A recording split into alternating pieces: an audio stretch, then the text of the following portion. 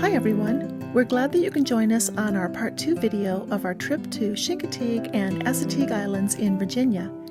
If you haven't yet watched the first video, click the link above to get caught up and then join us back here. In our first video, we took 2 days to travel out to Chincoteague Island, Virginia, traveling 785 miles. We have been to Chincoteague before, back in 2017, so it was nice to make this return trip. While on Chincoteague Island, we camped at Tom's Cove Campground that overlooks the Chincoteague National Wildlife Refuge and Assateague Island. Chincoteague Island is steeped in history. Most notably is the annual pony penning event that happens every July, where wild ponies that live on nearby Assateague Island are herded up, swam across Chincoteague Bay, and auctioned off on Chincoteague Island. Chincoteague also has a rich history that is centered around the story of a wild pony named Misty, who was made famous being the star in the 1947 children's book Misty of Chincoteague by author Marguerite Henry. Misty resided at the Beebe Ranch, which was a sprawling 100-acre horse farm that stretched across the southern end of the island. The ranch owners, Clarence and Ida Beebe, maintained pasture land for 150 wild ponies to roam and graze. The island's pony culture became the center of Marguerite Henry's classic novel, which tells of 2 children, Paul and Maureen Beebe, who are the children of Clarence and Ida, who captured a wild pony and her foal, Misty, on the neighboring island of Assateague. When Ida Beebe passed away in the 1960s, the ranch was divided up among nearly a dozen of the family children, many of whom sold off their pieces of property and moved away. Paul and Maureen's cousin, Billy Beebe, and his sister retained ownership of the remaining 10 acres of the property, which became a makeshift tourist attraction that offered tours. The ranch temporarily closed in 2010 when Billy was deployed to Afghanistan, but then reopened in 2016. And in 2019, the barn where Misty had lived unfortunately caught fire and burned to the ground. In January of 2023, Billy and his sister realized that they were unable to continue caring for the remaining property. Word spread, and they received an offer from a developer to buy their land. Cindy Faith, the director of the Museum of Chincoteague, decided to take action to preserve the remaining historic pieces of the Beebe property, and she set out to have the museum purchase the property for $600,000 through a fundraising campaign. With Billy and his sister's help, and the support of people who lived on the island, Cindy put together a GoFundMe page to raise money to purchase and preserve the ranch for future generations. Several people on the island donated money, and there were also other fundraisers that took place. One of the fundraisers involved auctioning off some of the wild ponies, and one of the foals was sold for $40,500. Money also arrived from all over the world from people who remembered the beloved children's book about Misty. Harry and I had no idea that all of this was happening with the Beebe Ranch, or that our trip to Chincoteague in June of 2023 would take place during the final deadline to raise the funds needed so that the museum could purchase the property. We are happy to report that before we left the island, all of the funds were raised and the property is now preserved as a historical site under the ownership and management of the Museum of Chincoteague. Well, we are on our way to a chartered boat tour for Chincoteague, going over to Assateague to see if we can find some of the ponies. There are several boat tours here in Chincoteague to choose from.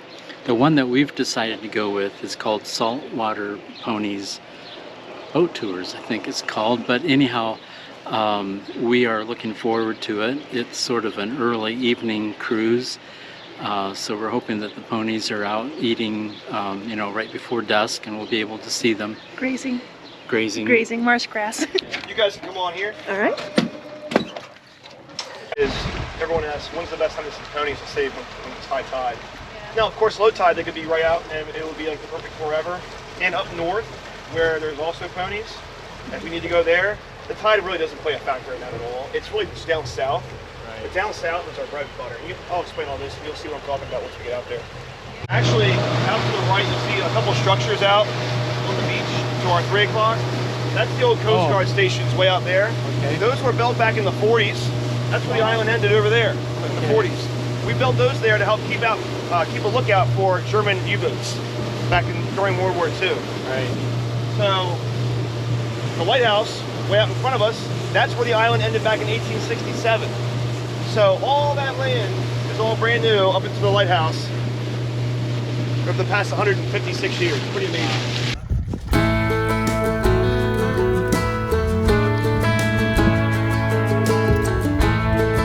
Boys all the way up to the left. He's a black and white principal. He can stay in and he control this herd. Sonny's Legacy, who was that, I guess chestnut pinto. Kind of that whitish one to our right a little bit. Okay. She's the lead mare. So she's his main girl. And she actually leads the herd. Beach Boy is always behind the herd, making sure all those ladies are in love.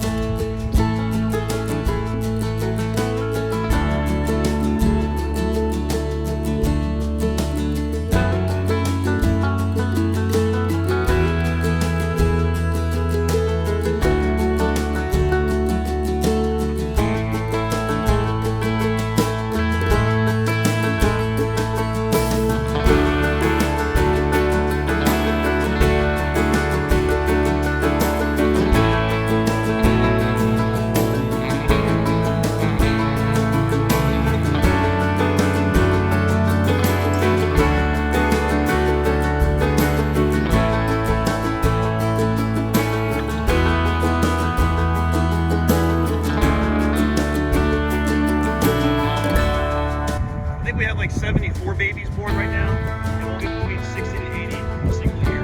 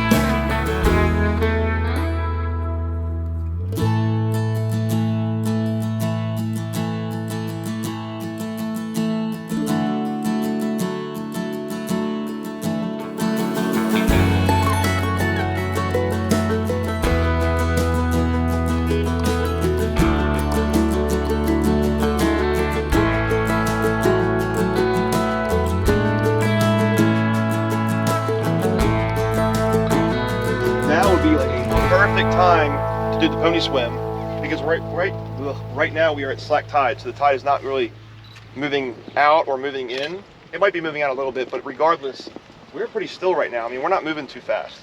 So the ponies can go right across with no issue. If the tide's coming in real quick or going out real quick, they can get washed into these piers. They could be at Tom's Cove Campground. They could go all the way to Memorial Park. They could be really bad. So we have a 15-minute window at slack tide where that's the only time we can swim them. So they have to be here waiting for the flare to go up, because the Coast Guard's here. They signal slack tide. When that flare is launched up, the cowboys will push them into the water. Those cowboys are on horseback. And those horses that they're riding are actually Chincoteague wild ponies they bought at previous auctions.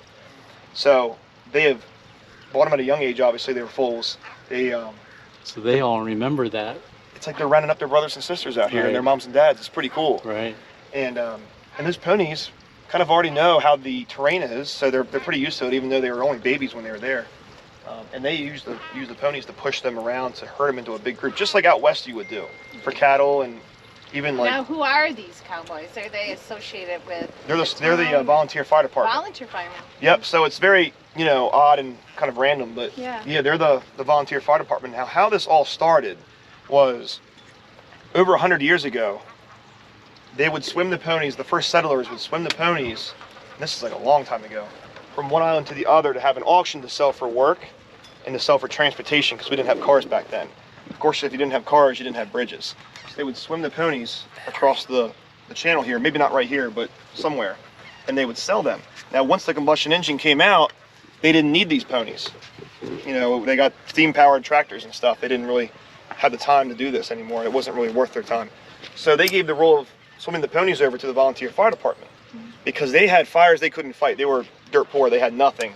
Back in the 20s, we had 2 fires that was just super tragic. They were out of control, and we didn't have the supplies or funds to put them out. So the volunteer firemen started to swim the ponies to the island, and they made money, and they got money for their department. And then in 1947, Margaret Henry wrote Misty of Chincoteague, and that put this place on the map. Now everybody wants a pony, because she wrote a book, and that book became a bestseller. It was in schools, children read it. Now those children are 70 years old and they want to come back and see the ponies. But the place to watch it is from the boat, because the boat, we're sitting like literally right here. This is the runway, and they go right in front of us. And the volunteer firemen, once they push them into the water, they have whips, and they're whipping the ground, and it's really, really loud. It sounds like a cap gun. And that pushes the ponies into the water, and the firemen go right alongside the ponies with boats and skiffs. And they have whips also, and they're yelling, hey, hey, hey, hey, and like keeping them in a straight line. If they go off to the left or right, which they have before, then we really have to push them back into line, because they will try to turn around. If that mare loses sight of her stallion, she has nothing else but to turn around. She gets so discombobulated. So she'll try to turn around, and they have before. They'll turn around, they'll stand right here. They're super tired. We'll try to push them into the water one more time to swim them. If they turn back around again, just leave them here. As long as the babies are all across, that's what really matters. But once those babies go across in that little barge, there's some that are too young to swim, and the safest way to do it is put them on a little ferry, a little barge, and they push them across, kind of with the other ponies. It might be after the actual ponies go. So it's all done very, very safely. We've never had a pony injured. We've never had a pony die. So the auction's the next day, where we have the auction to sell the ponies. They go from $1,500 to $15,000 most of the time for the ones that go home to the farms or ranches. So we do several background checks. Of course, these people are pretty much approved, because they know what they're doing. They buy the pony and they take it home. The ones that stay here, that 10%, they're called buybacks. They make up for the lost ones that die over time. It's like we had several die this winter, and it's about 5 to 10 they'll keep here. They're sold, but they cost about $15,000 to $40,000 just to name them, and they stay here. It's like buying a car and leaving it at a dealership, basically, or buying a star. You can't actually go there. You can't actually touch it, feed it, or do anything. You can just go and watch it. This morning, I had a bunch of people from the CLG, the Chincoteague Legacy Group. It's a big club, and they all put money in every year, and they buy a bunch of buybacks, and they all vote on names for them. So I took them around and showed them their buybacks. It was pretty cool. They are like pony wizards. I mean, they know every single pony, their name, mom, dad. I mean, they're pretty knowledgeable about the ponies.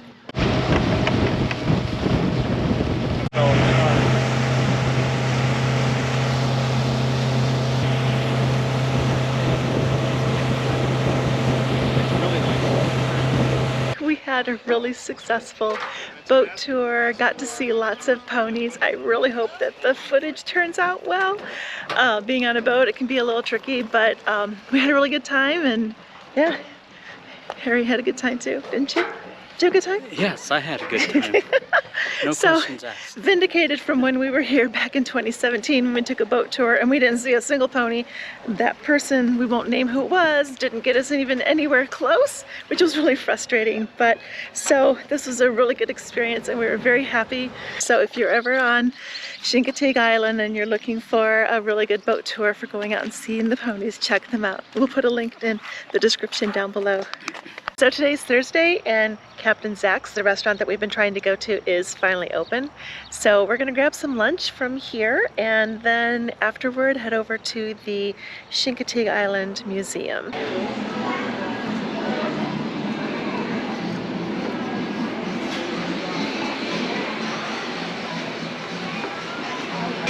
Backward John. What do you think of your food? Well, I'm just ready to dig in, but it really looks good. And if it lives up to its hype, it's going to be very good. I've got hush puppies, I've got the crab cakes, I've got regular fries, coleslaw, and sauce and Coke. And we are ready to dig in and enjoy our lunch at Captain Zach's. Okay, the verdict is in. We are done with lunch at Captain Zach's and it was really good. The crab cakes were wonderful. There wasn't any additional things in them. It was just all crab, and so they were nice and plump, and we had ours deep fried. Matter of fact, everything on our plate other than the coleslaw was deep fried, and I don't think you can really count that coleslaw as a vegetable because of all the mayo and sugar that's in it. But so it's the closest thing to a vegetable that we had, so it's a vegetable. Yeah, it was the closest thing. So anyway, we are overstuffed and we're gonna head back to the camper, put our leftovers in the fridge, let the puppies go out for a bit, and then we're gonna head over to the Chincoteague Museum.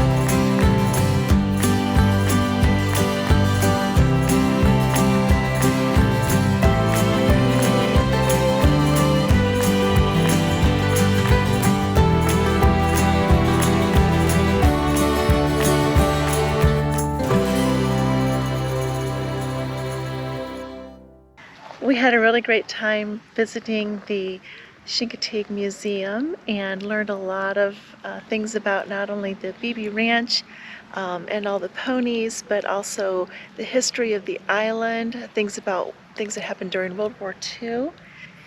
It's amazing how much of history was done just off this east coast of North Carolina, and particularly Chincoteague and Assateague, including we watched a little clip of the first German prisoners of war that were taken by a U.S. naval vessel right off of the coast here, North Carolina, shortly after Germany and Italy had declared war in the U.S. After the Japanese, bombing of Pearl Harbor and us declaring war on Japan. It was a U-boat alley, and it was just devastating the East Coast. Well, the tide turned, and eventually the U.S. Navy figured out how to handle the U-boats. And so I had no idea that that involved Chincoteague, but it does. And then also the history of the oyster beds and farming of oysters, and the whole, of course, thing of how the island was inhabited by one lone survivor of the Spanish ship, and how he had been taken in by the islanders here, and eventually 1/4 of the islanders have their roots back to him, which was like a couple hundred years ago. It turns out, of course, we're interested in the Beebe story because of the books Misty and Stormy and all the other ones by Marguerite Henry. And so we looked at a lot of the things. There's a family Bible in there that we were able to look at, very interesting. But the Beebe farm originally was over 100 acres and pretty much covered the southern end of the island. All the way down through where Tom's Cove is, and the marina is down on that, well, one of the marinas that's down on that end. Yes, the Curtis Merritt Marina. So the original farm was split up between the 12 to 13 kids from Grandpa Beebe, and eventually over time all of them sold their individual little 8 to 10 acres or however much they had, and they were able to benefit, you know, financially from the sale of the property. Well, then it came down to where there's only about 10 acres left of the original farm, and the last holdout of the Beebe family has been under pressure to sell this to developers, and they keep saying no, no, no. Well, they finally have gotten old enough that they need to do something to prepare for settling their estate, and the museum was able to work with them to arrive upon a price that was fair market value, and a promise that if they could raise the money that they would be able to buy it and preserve that portion of Beebe Farm, including the old homestead. There was a barn that burned down that had been Misty's barn. It burned down in 2019, I think, and that needs to be rebuilt. A lot of other capital kind of things to go on, but within about 2 months' time, the $625,000 was raised in order to buy the property, and so that will be forever and all time now kept as a preservation of you know, and a tribute to the family that was the subject of the book and the movie of Misty and her descendants. But their fundraising isn't done, and they're still needing to have money so that they can rebuild the barn. They're going to try to rebuild it in its likeness of what it originally had been, and then some other improvements also to the property. And that should be an ongoing thing, because there's a never-ending list of things that need done. One of the things that was interesting, though, is last night when we took our boat tour to go see the ponies out on Assateague, one of the herds that we were able to go up to very close is run by a sire by the name of Beach Boy, and he is actually a descendant of Misty's. Yeah, and they said that once they get the barn rebuilt on the Beebe property, that they're actually going to have some Misty descendants living there, and so I don't know if it was through buyback that they're doing that, or if there's some descendants that they'll bring over from the island. But just know, if you come here in the future, if once the barn is there, you may be able to see in person some descendants of Misty. Anyway, so that wraps up this part of what we were doing today, and now we're going to head back to the camper, gather up our things, get over to Assateague Island. There's a wonderful beach on the Atlantic side of the island, so if you're ever in the area and just want to hang out on the beach and do relax and do shelling or whatever, Assateague Island is your place to go for that.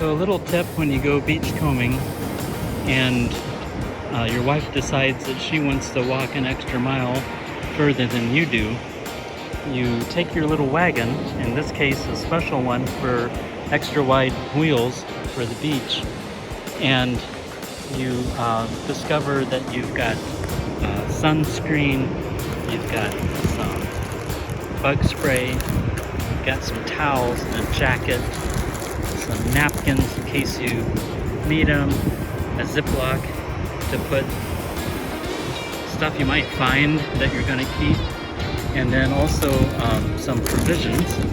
In this case, we've got Chex Mix, we've got some Doritos Ranch, we've got some kettle chips, Parmesan Ranch, and also we've got some dried fruits, pineapple, mango, cherries, kiwi. And then we have a cooler with water and ice and Coke and ginger ale, so that way you can keep hydrated. And then also we've got 2 chairs.